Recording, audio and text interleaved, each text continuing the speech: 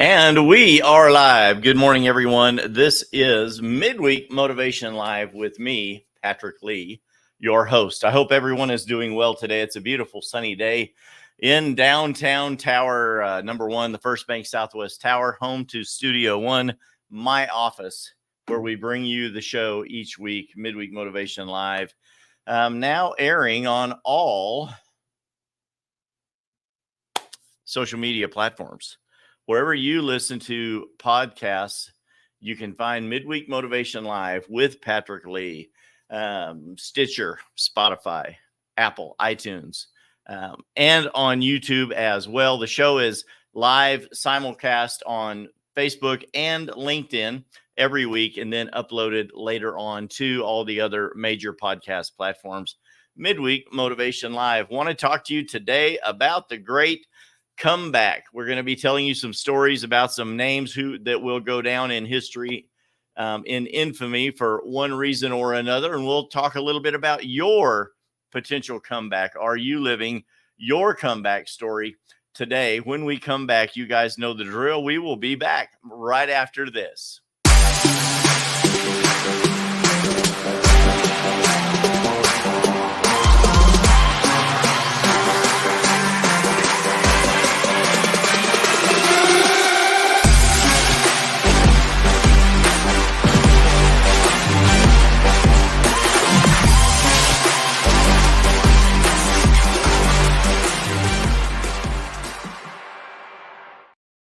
And we are back. I hope y'all are doing well today. That is not the right banner. There we go.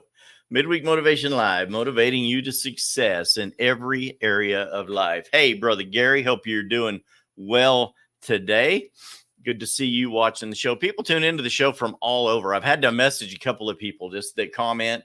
And yeah, Sal, how are you from South Texas, my friend? Good to see you watching as well today. Are you living your comeback story, or are you setting yourself up for a comeback? That is the question today. Thank you, Brother Cody. That's I picked up, Cody loves my shirts. I picked this one up out at Ross Rogers last week in the pro shop. Love my little shirt. America. That's right. I have a lot of patriotic shirts. I don't know if y'all have figured it out or not. I know everyone watching the show pretty much is a patriot as well.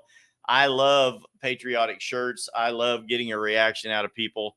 You know why? 99% of the reactions are all good. I have never had anyone, one person that I remember made a comment about the flag a couple years ago, and I kind of put them in their place. Hey, it's our flag. We're proud of it. If you don't like America, there are plenty of other countries out there you can go live in. That's all I got to say.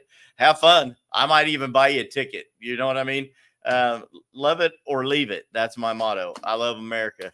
Thanks, guys. I appreciate it. Most of you know I'm a conservative, white, Christian nationalist. I just labeled myself what the other people label me. It's okay. I am a patriotic white Christian nationalist. I love my nation. I love my country. I love my flag. Too many people that we know and love died protecting this country. Relatives that we had, relatives I had that were missing limbs, and I didn't know why as a little boy. And then later on, I found out why, because they went and fought in the wars that protected our right for green, purple, and pink-haired people to tell us that we should hate our country, and I do not. I love my country. Thank you, guys. We're going to actually, that was not yes, there's a reason behind everything. No, I'm not going to lie. There's a reason behind everything. America, that's right. God bless America. So it's all good. Are you living your comeback story? That's kind of what we're talking about today. And I'm going to go through a couple of examples of some people that went through some incredible setbacks in their life, and then their names became sort of synonymous with comebacks. And yes, they are all in politics. I love faith in politics. The things they tell you never to talk about. I'm going to talk about them today. I love it. Why does it keep doing this? I've got a list of banners here, and my banners keep showing the wrong one. It's probably because I need to click on the right one. You think? That could be it. I'm not sure. Faith, faith in politics, religion and politics. Why do they tell us not to talk about those things? Those are the two things that are the foundations pretty much of every successful nation, especially ours, with our successes and our failures. And that's a little bit, I mean, it ties in with today's topics. I'm going to just make a banner here. Are you living your comeback? Love that. Love that. Love that. That's the banner that's supposed to be up there. I'm like, come on, man. Come on, man. Are you living your comeback? I've got some examples here of some people that have had some setbacks in life. And I read a book years ago, Tim Story, and he is now traveling and on the personal development bandwagon. But he is a faith teacher. He's ran the Hollywood Bible Study for decades, literally decades. Multiple people in Hollywood have been saved and delivered out of the clutches of the Hollywood cabal, we could say, through the story of Tim Story and his Hollywood Bible Study. He's had people from Robert Downey Jr., who he coached and helped in prison, Steve Perry, numerous people that were high in the rock and roll scene, the Hollywood, the movie scene, professional athletes. He's been a team coach and motivational speaker and inspirational speaker to multiple Oakland Raiders, multiple other teams in the past. Tim Story, and he wrote a book years ago called The Comeback. When you're going through a setback, it's time for your comeback. And I bought the book. I bought a workbook that goes on through that.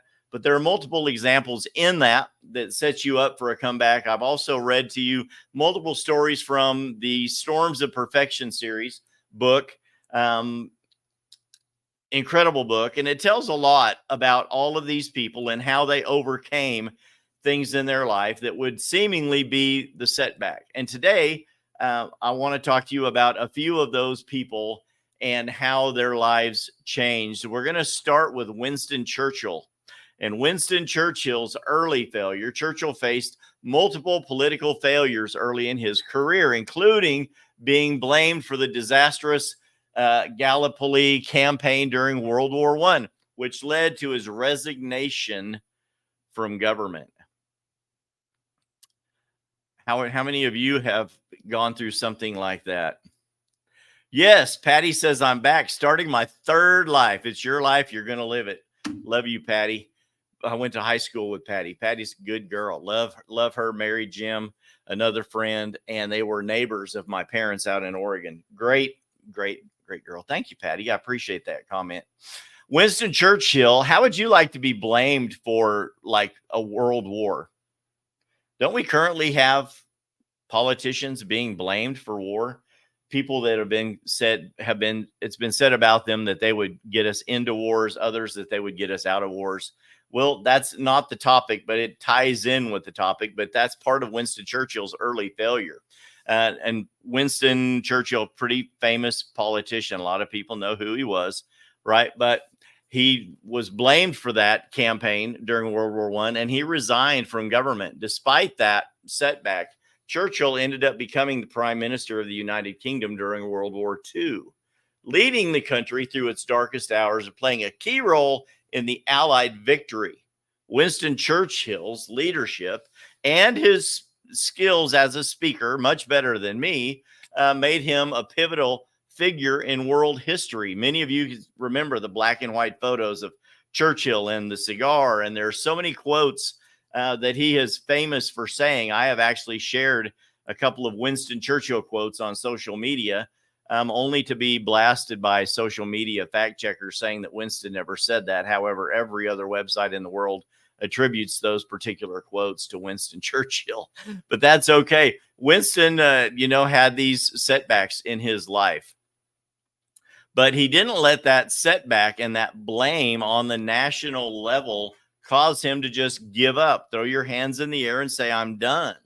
How many of you have gone through something like that in your life where you've had this epic failure, but you let that failure define you and you slunk back into anonymity, seemingly not doing anything else with your life? Many people go through the failure and you let it kill you. How many of you remember the uncle in Napoleon Dynamite? I could have been, right? I could have been famous.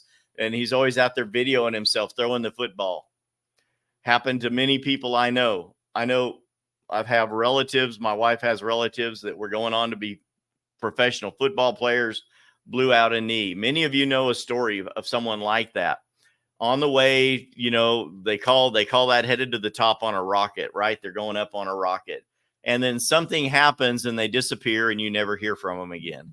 They live in the setback. Let's talk about Margaret Thatcher, another one. You're like, why are we not talking about Americans? Well, they're coming next. Margaret Thatcher, many of you know, I think first woman prime minister of the UK.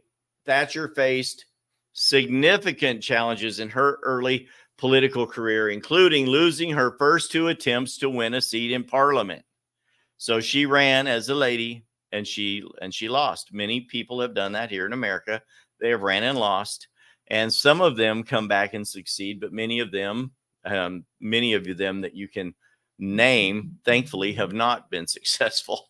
But Margaret Thatcher later became the first female prime minister of the United Kingdom, like I said, and served from 1979 to 1990. She was known as the Iron Lady. She implemented conservative economic policies that transformed the British economy and had a lasting impact on the nation's political landscape. Margaret Thatcher has been portrayed in movies by other actresses. They've made movies about her. She has been a political ally to most of the conservative leaders that we have had in our nation and other conservative countries during that tenure and even afterwards. A very, very pivotal person in conservative politics in the United Kingdom.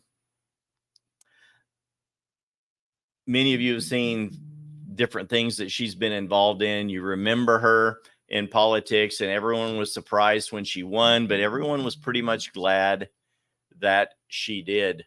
Let's talk about our own Ronald Reagan. Next example, Ronald Reagan, before his political career, many of you that watch the Grit channel, like I do from time to time, on my little antenna for my TV. I bought this antenna at Walmart, and many of you have as well, because the price of TV is ridiculous, and I don't want to pay hundreds of dollars to get channels that I never watch, because I don't watch that much TV. When I turn on TV, I want to be able to watch what I want, when I want, and I'm done. And I watch a lot of off-grid, conservative, faith-based programming, YouTube, a couple of other things, and I'll go through the old channel. So I just got an antenna. It was a one-time cost of $20. I get 120 something channels with this antenna for free now. So if you watch the Grit channel, the old Cowboys and Indians channel, Ronald Reagan is in there. Ronald was an actor in Hollywood, and he gained some level of notoriety as an actor in a lot of these cowboy and Indian movies. But in his early political career, he experienced a period of decline. None of us really remembered Ronald Reagan other than in the movies, right? Until he decided to start getting into politics. He went on to become the governor of California, and later became the 40th president of the United States of America. God bless America. God bless Ronald Reagan, right? And one of the famous things that he was known for as president wasn't the fact that someone tried to assassinate him, wasn't that he was this great, great, great man of power, but he loved to make fun of the Democrats. And if you watch any of Ronald Reagan's speeches, you'll always notice he loved to make a poke at the Democrats. And he would always talk about his brothers and sisters across the aisle and get a jab at them. And in those days, the liberals would do the same things. The Democrats would do the same things, and they would make jabs in public about their conservative brothers and sisters across the aisle. But it was all done in good fun until someone tries to assassinate somebody. But there's Ronald Reagan. He's on a waning career. It's hard for him to find any substantial roles in Hollywood. His career is basically over. And then he gets into politics, and his name becomes synonymous with a very successful period in American history. And those were the years when Ronald Reagan was president. Another example that I have is Abraham Lincoln. He's on the front of every penny in America, right? Abraham Lincoln. In his early, and then, of course, Ronald Reagan, they did attempt to assassinate Ronald Reagan. And one of his Secret Service men was shot. They ended up passing a law over that about guns. And we've been fighting to get all of our rights back for our guns ever since. I think the Brady Law, the Brady Act. But then we have Abraham Lincoln, who was famously assassinated later on. But, you know, Abraham Lincoln was kind of a farm boy, right? He faced numerous personal, business, and political failures. In 1832, he lost his job. He was defeated for his run for the Illinois General Assembly. His business ventures were very often unsuccessful, and he will be parallel to someone else. But he was in incredible debt. Abraham Lincoln, in those days, it wasn't like people just went out and file bankruptcy like they do today. Everyone today files bankruptcy. No shame on you if you've ever filed bankruptcy. But we make it real easy for people to go out and live this excessive life and charge up hundreds of thousands of dollars in debt and then just go claim bankruptcy and you just wipe it all away. However, we could talk about predatory lending. We could talk about the ease of credit, all of that. That's not what the show's about today. But even Abraham Lincoln, in the middle of the 1800s, was facing financial distress. He kept trying to start businesses and they would fail. He would get money fronted to him to run a business. It would fail. He had incredible debt. Many people don't even realize that or haven't researched much about Abraham Lincoln. Abraham Lincoln did not just run for president and become a famous president during the Civil War. He ran for political office many times and lost every time before his presidential run, nearly. He also had deep personal losses, including the death of his first love, Anne Rutledge, and then later his son, Edward, who tragically passed away as well. He experienced multiple political defeats, including failing to win a seat in the United States Senate in 1854. He ran again in 1858 and also lost. And then he lost the nomination for vice president in 1856. But despite these setbacks in his life, Abraham Lincoln went on and was elected the 16th president of the United States in 1860. How many of those people can we think about today that have ran for a political office and failed? They've ran, they failed, they've ran, they failed. And then they're skewered on the political scene, right, as this person that cannot win in politics.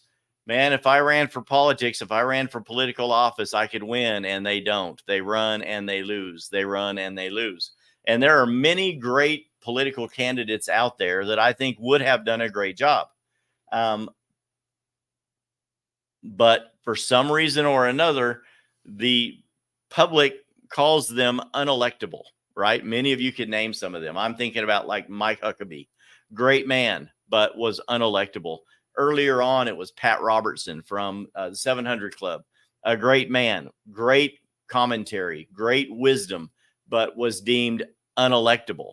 And they back out of the races. Many people like that you could probably remember even more so than me. Because for a lot of years, I really wasn't that concerned with politics. I grew up in I was born right before President Kennedy was assassinated.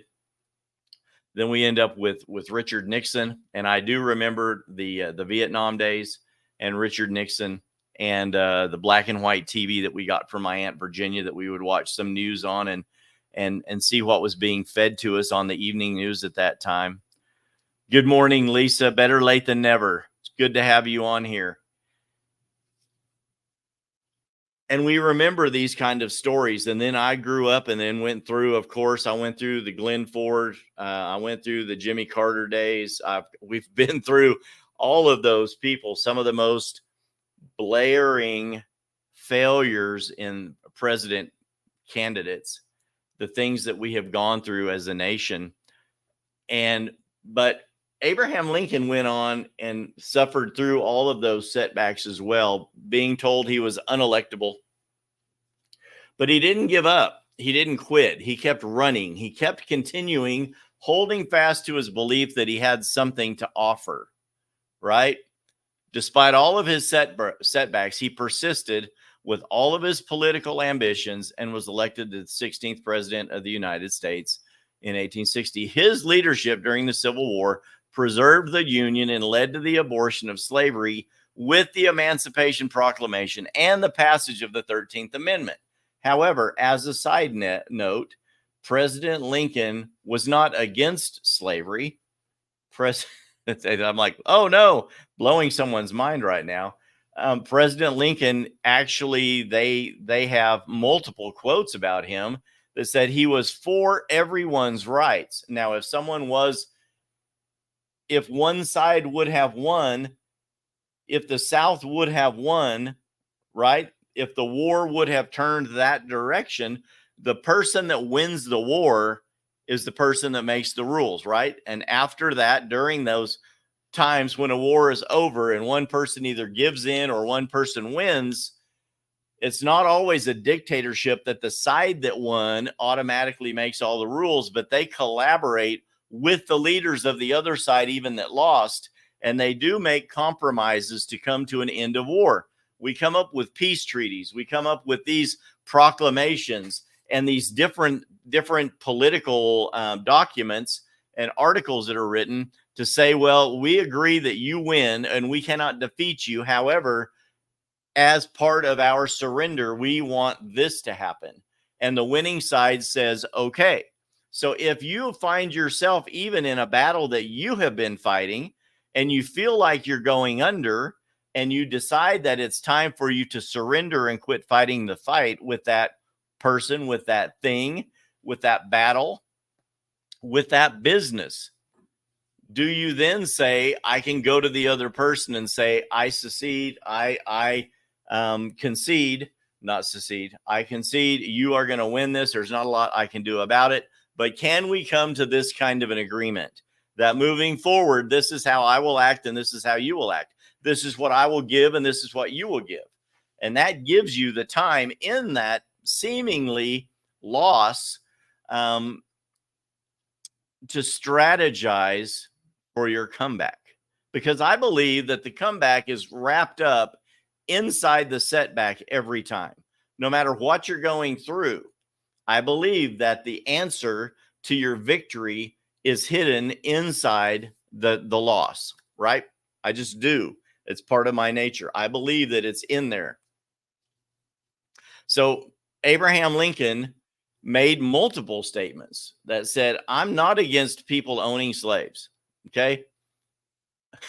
He was against the treatment of the slaves, improper treatment of the slaves, but everyone had slaves. On the North and the South, people had slaves. In other nations, everyone has slaves. To this day, there are other nations that there are people that are raised that are slaves. There are other people that are raised that are rulers, and people are still bought and sold. I don't agree with it. I'm not on one side or the other. I'm simply saying Abraham Lincoln wasn't just against slavery. He was for the Union, for the nation. And no matter who won, if the other side would have won, he's even made statements that said, hey, I'm all for people having slaves as long as they treat them well. He's just against the human rights issues that were involved with slavery. So multiple statements. So he's credited with ending slavery. Yes, the Emancipation Proclamation. Wonderful. Love that. I don't believe anyone should be a slave. Do I believe that everyone has a right to chart their own course? Absolutely. Absolutely. Okay. I'm just telling you that. I'm just telling you what Lincoln's deal was. Abraham Lincoln, touted as one of the greatest presidents in our history, went through so many setbacks, so many failures, so many defeats in the political world after all of those defeats in the financial world as well. So even though he is often regarded as one of the greatest U.S. presidents for his leadership, vision, and commitment to human rights, his speeches, such as the Gettysburg Address and his efforts to heal a divided nation, have left an enduring legacy. He was committed to those things: vision, commitment to the Union, human rights. That's what he's best known for. Abraham Lincoln's story is a testament to the power of resilience and determination in the face of adversity. How many presidents in the past of America have served during a civil war in their own nation? Right? Lincoln ultimately became a pivotal figure in American history, demonstrating that perseverance can lead to profound and lasting success. Now let's talk about the most controversial person in America and possibly the world today, Donald Trump. He's on the mouths of everyone you know. He's on everyone's news, from the UK to Australia to China. Everyone's talking about Donald Trump and Joe Biden. Oh no, Patrick's going there. Yes, Donald Trump. As long as Donald Trump was a multi-millionaire, potentially billionaire by his own admission. Let me preface all of that by saying this. You're like, Patrick, you're laughing a lot. Sandra, you always talk about the best stuff. That's why I'm on here. I don't hold back a lot. I don't go on rants or tirades. You all know me. But hey, come on, let's just throw it out on the table. Lisa's watching. I was talking with Lisa yesterday, and she's like, I'm the person that just throws it out there because I don't want to have to wait and let something simmer. If you wait and let it simmer, then everyone starts yelling and screaming and getting mad about things because they've held it inside, right? Pent up anger is so damaging. Have you ever watched a pressure cooker? Man, I grew up with my grandmother and my mother, my sisters, and we had gardens and we would can everything. But the secret to canning is a good pressure cooker, right? And if you don't have that pressure cooker locked right, everything will simmer and boil inside. But have you ever seen one blow up? Man, that is a sight to see. And you don't want to be anywhere near it. Well, we're in America right now, and America is a pressure cooker. It's the biggest pressure cooker in the world. The conservatives and the liberals all fighting. Everyone says the people on the other side of the aisle are horrible, evil figures. And on the other side of the aisle, they're saying everyone on the right is a horrible, evil figure. Everyone that's a conservative wants to strip every woman of their rights. Everyone that's a conservative wants to strip everything, that all the freedoms that America has to offer. And America is the land of the free and the home of the brave. Well, America is the land of the free because it's the home of the brave. And it's the brave people that went out there and lost their lives, their arms, their legs, their eyes, their lives, to give you the freedom to stand on a corner and tell us how horrible we are, right? So that's what they say about Donald Trump. As long as Donald Trump was a multimillionaire and, by his own admission, billionaire, he was also had multiple early failures in his life. He's filed bankruptcy a few times, right? He shot his shot, and he built giant buildings. He's built hotels. He's built casinos. He's built all of these things. And in the middle of building these, he would go bankrupt. Something would happen, and he couldn't pay all of the people he owed money to, and he'd file bankruptcy. But he always had a comeback wrapped up in the setback, and he would go recreate himself, get some more investors, and then he would come back. He never quit. Multiple bankruptcies in his hotels and different real estate things that he would ventures. I remember walking past down the strip in Las Vegas 20 years ago when one of his casinos was being built in Vegas. On the opposite side of this giant dirt field, it was just construction stuff that had been destroyed. And there was Trump building a casino. In the 1990s and 2000s, he was building all these things, multiple bankruptcies. But man, then I went to New York, and I went to the Trump Tower in New York. Man, these things are something to see. I'm telling you, if you want the best of the best. Trump knows how to do that. Does he have a marked past? Sure. Don't you? Don't we all have failures in our past? Haven't we all been through setbacks in our past? Haven't every one of us gone through something in our life that we're ashamed of? Have we all made decisions on things that we're probably not proud of? I know I have, and I'm pretty sure most of you have too. Truth be known, we all have things that we, Cody, I love you, brother. The comeback's going to be huge. It's going to be huge. The biggest comeback, the best comeback of all time. I just want to tell you, no matter what happens in the future, no matter what has happened in the past, Donald Trump's name will go down in infamy on a positive and negative note. After Trump had been through all of these failures and successes, he was on multiple talk shows with the biggest names in America, news interviewers, newscasters, all asking him, begging him to get into politics. And what would he do if he got into politics? And he would tell them the things that he would do. 30 years ago, he was telling people what he would do if he was ever elected president of this country, but he refused to run. And they begged him to get into politics because they believed he had opinions and thoughts and influence that could change the country in a positive way. And then when he finally changed his mind and decided to take him up on it, they laughed at him. They mocked him. They tried to run him out of business. They have done nothing but attack him ever since. But Trump successfully rebuilt his brand, reachieved his millions and self-proclaimed billions, and went on to become the 45th president of the United States. His tenure was marked by significant tax reforms, deregulations, and a strong conservative influence on the judiciary panel as well. The Supreme Court is today, whether you like it or love it, the Supreme Court today is making landmark decisions that the conservatives are strongly in favor of, and they're also making decisions that the conservatives are strongly against. So like it or leave it, love it or leave it, this is America, and it is what it is today, in part because of Donald Trump. And when Donald Trump started making these large changes in the fabric of America, we have another side, right? The whole country became divided as liberal or conservative, right? We're called every name. If you're a conservative, you're called every name in the book. Most of them I cannot repeat here on the show.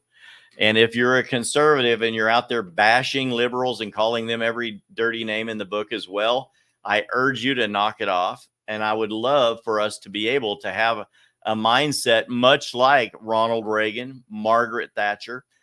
You can poke fun at each other because that's who we are as people, right? We can make political commentary and talk about things, but we're not doing it with an attitude or a spirit of denying someone human rights or building yourself up to make them look smaller. If we can all make fun of each other, right after World War II, everyone made fun of everyone. We all made fun of everyone's race, including our own, and it was funny. You know why? Because every man of every race fought side by side in those trenches, arm to arm, toe to toe, eyeball to eyeball, fighting with those people. And they knew that they would each die for each other. Those brothers, yellow, brown, purple, red, whatever color you are, or white or black, fought side by side. And those people, you knew they could make fun of you, but when times were down, they're going to come bail you out. When times are down, they got your back in a fight. When you don't have any money, that yellow brother's going to come bring you a bag of rice, right? That white brother in those days was going to be working down there on the tower as an iron worker, someone in the union, whatever, and they're going to go help out a brother. And it's just what you do. Good morning, Mary. You remember those days also, Mary. Man, that's just what you did. And the conservatives and the liberals could poke fun at each other, but at the end of the day, for generations, they came together to come up with processes and plans and things that would protect the people and increase the betterment of our nation. And it seems now that we have this political power in place that is hell-bent on destroying the fabric of America. So we've gone through all of these successes. We've gone through all of these failures. And I believe it's time for everyone to experience a comeback. I believe that the comeback is wrapped up somewhere in the setback. And no matter what happens in November of this year, someone is going to be elected. And one of the two that is elected, whether it's Joe Biden or not, if he's replaced,